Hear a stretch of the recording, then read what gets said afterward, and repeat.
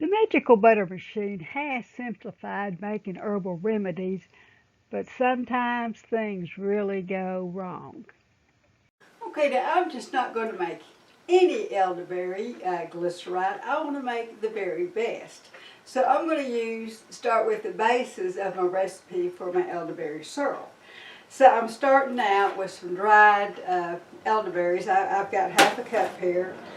I've got 5-star anise. Now, 12 of these star anise. Now, I don't know if you've seen these in the store. They're a little bit hard to find.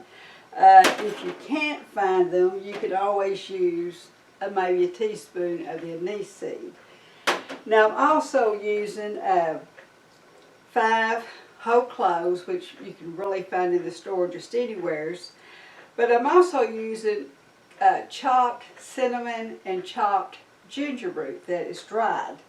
Now, if you can't find those, you'll probably have to order them online. I get a lot of things from Rose Mountain Herbs. But you can certainly use maybe some ground ginger, or maybe get some cinnamon sticks you can find pretty easy, and get like 1 cinnamon stick and just break it into pieces. Now, a glycerite normally takes 2 to 6 weeks to make, but if you make it in the magic butter machine, you can do it in 1 day. Now, I've had problems trying to figure out my ratios in the magic butter machine because it's a little different than what I'm used to. First step in making my elderberry glycerite is to dilute my food grade vegetable glycerin. Now, glycerin, when you're working with dried herbs, is a ratio of 6:4, which I'm using 6 parts of the glycerin and 4 parts of the water. Now, since the magic butter machine has a minimum of 2 cups, I'm using 2 ounces as my part.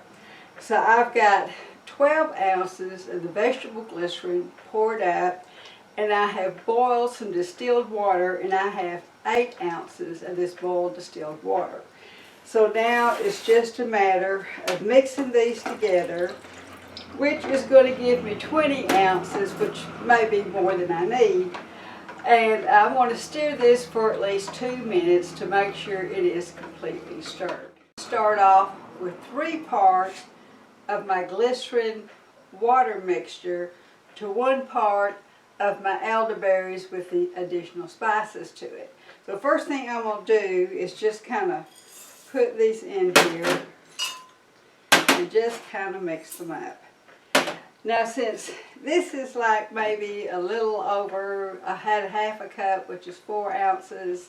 Then by the time I added my others, it might have been 5 ounces. So if you figure 3 times 5, that's going to be about 15 ounces.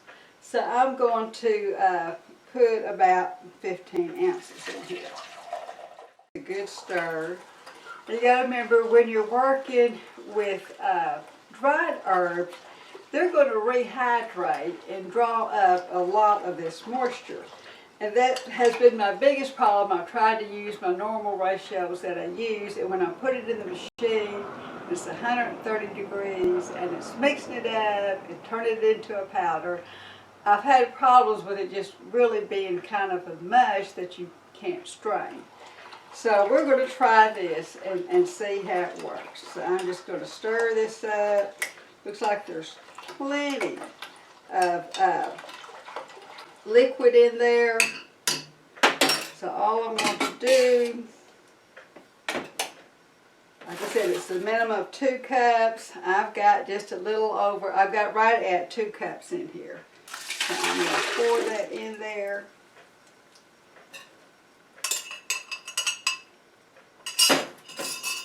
Put on my lid.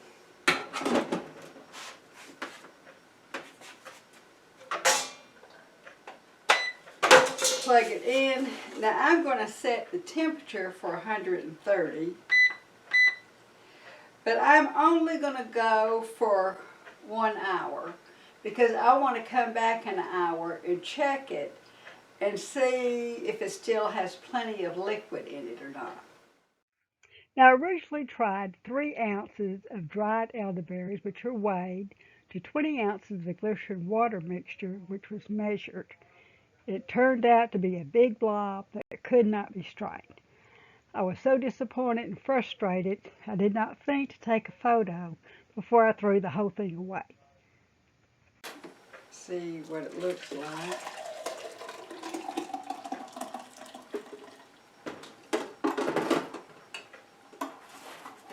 You see it's really plenty fluid.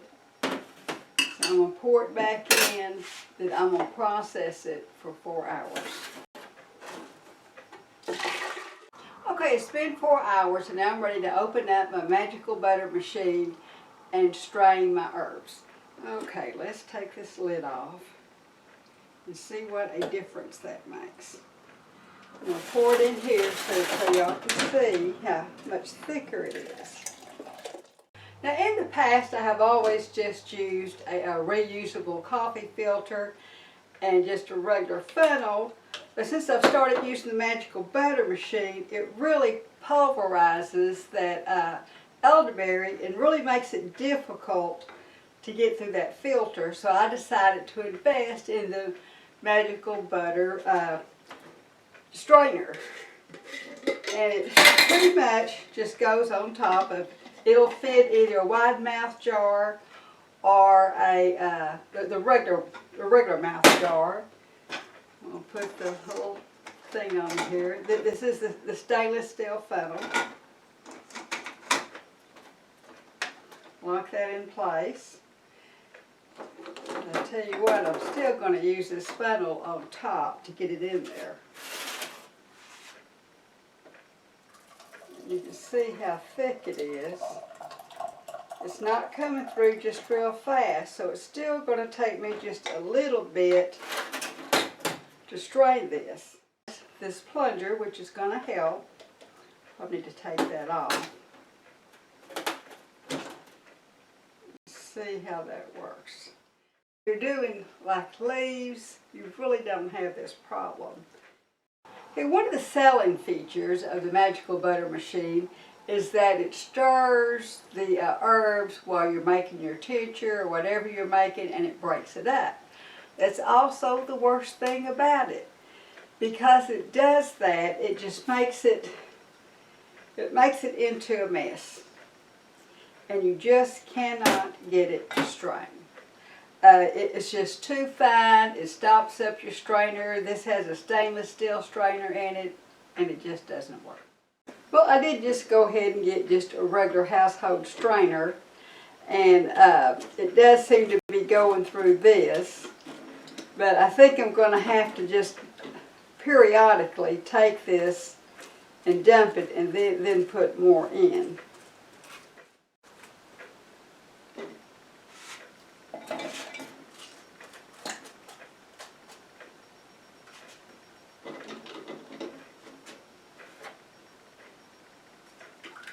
See, that's kind of going through.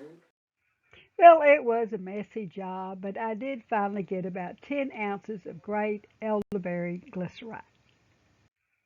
And let me show you the other things I tried. Okay, now normally when I strain my herbal remedies, I use a funnel and a coffee filter. But you can see with this is just way too slow. So I'm actually going to use the filter that comes with the magic butter machine.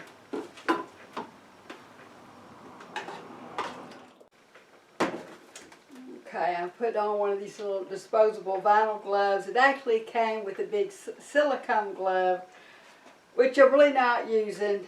I just think one of these will be just fine.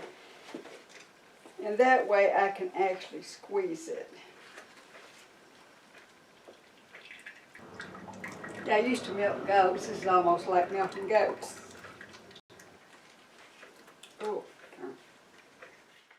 Thank you so much for joining me today. And if you enjoy these videos, please like, subscribe, and share. We're a small family farm and we need your support to continue to make these videos and share natural healing remedies. Visit me at FamilyGuideToHerbs.com.